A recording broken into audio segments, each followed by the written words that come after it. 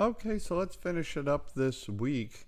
We were talking about barrier number 3, not diagnosing or accepting an ally's currency. So there are influence currencies, right? There are 6 of them.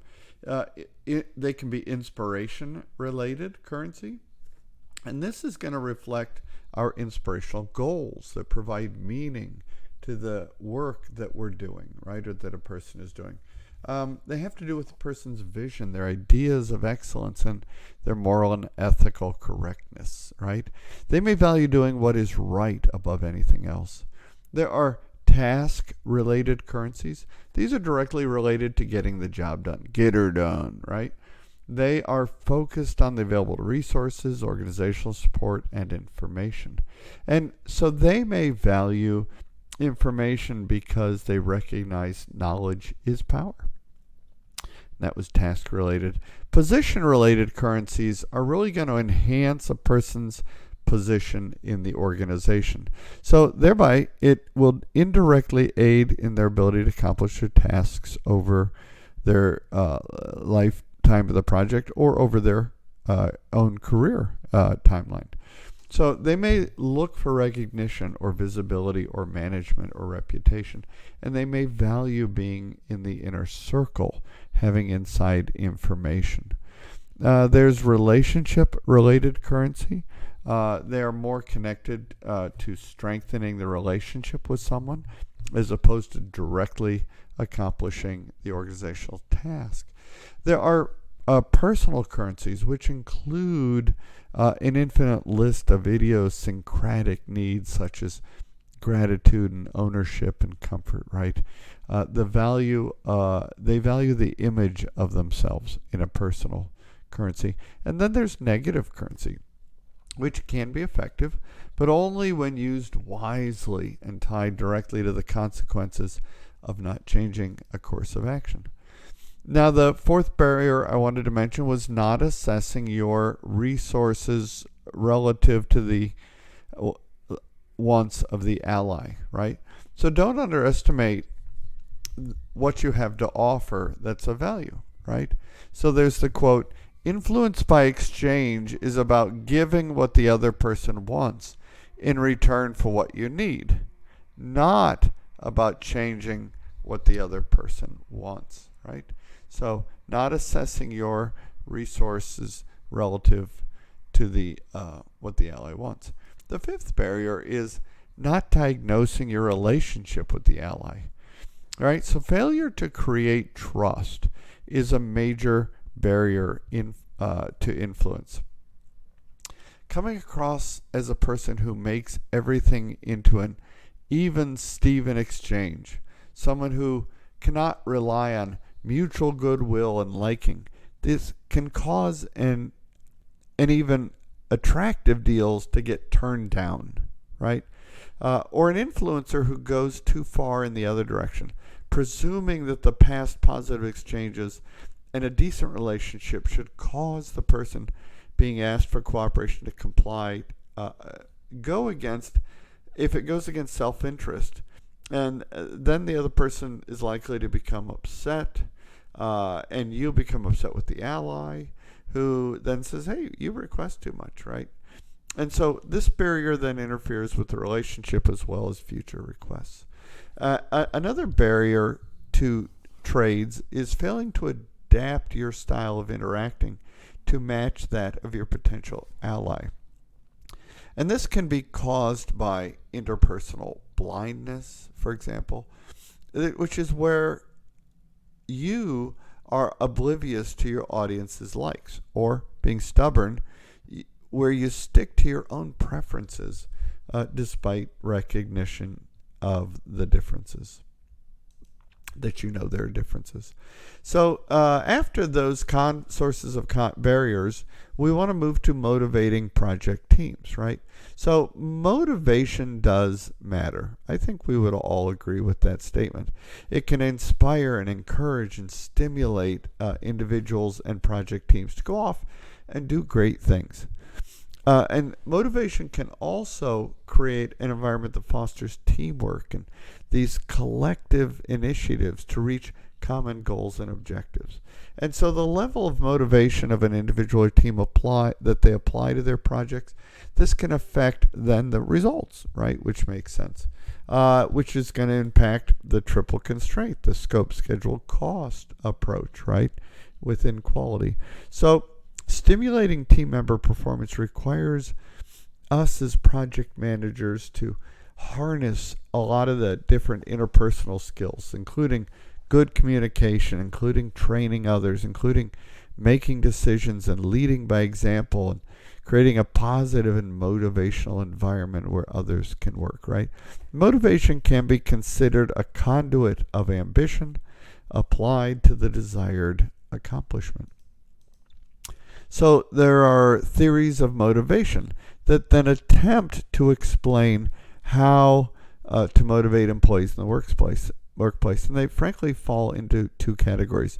There are process theories and needs theories. We've already looked at some of the theories in depth. Process theories look at how people are motivated, and they're concerned with the process by which motivation occurs and how we can adjust our process to alter the motivation level. Where content theories are also sometimes called needs theories of motivation.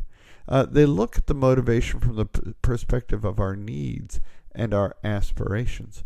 And the theories then discuss how to fill those needs, right?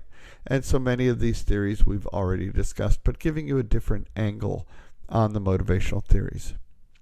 Now, we always want to support diversity and inclusion in our work. That does create the best possible answers. So what changes have you seen in your community during your lifetime? That would be my question to you, right? And that answer is probably going to lead us to why focus on cultural inclusion, right?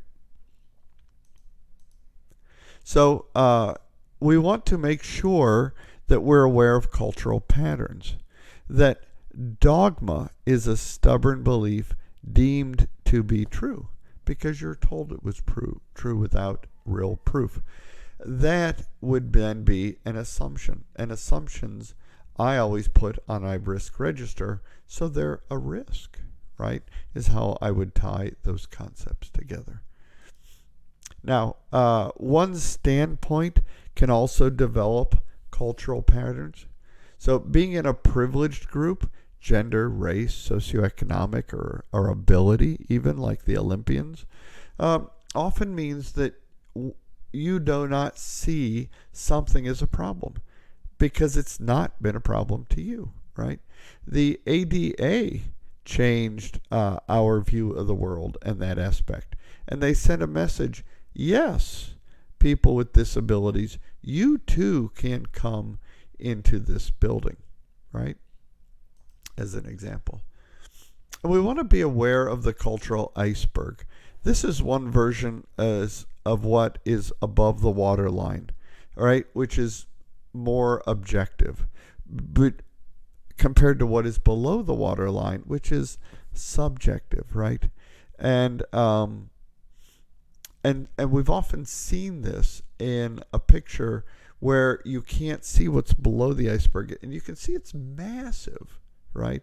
The subjective, and very little is actually objective. And that's a good warning to us.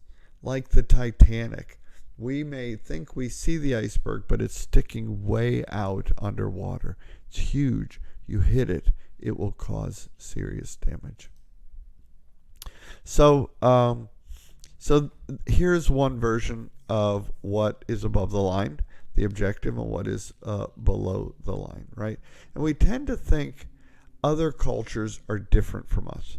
And since we're centered, and the best way to be, something must be wrong with them. Am I right? Of course not. It's ridiculous. If you don't examine from that perception, differences can become divisions, which is really what you want to avoid. Okay? An ally and an advocate, right? There's a lot to it in the final slides, but there's a leadership role here, right? when we encounter others in various contexts, a cultural border crossing is happening, right? We can be challenged to think how differently, but how often we see others as deviant.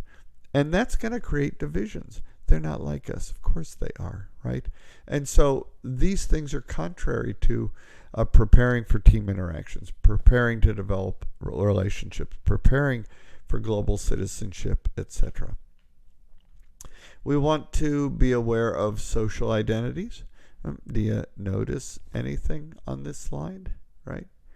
We could actually talk probably a lot of things.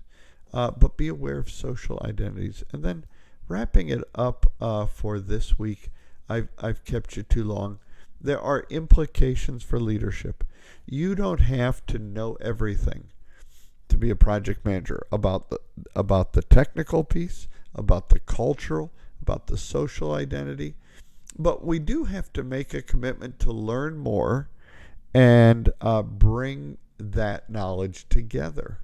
And we can only do that by embracing and building our team into high performing. So we want to acknowledge differences do exist, and some matter more than others, and acknowledge that some ideas, experiences, or even ideologies reflect a privileged identity and may not reflect all of our identities. And we want to create teachable moments to learn from each other through differences. Okay, great week. See you online.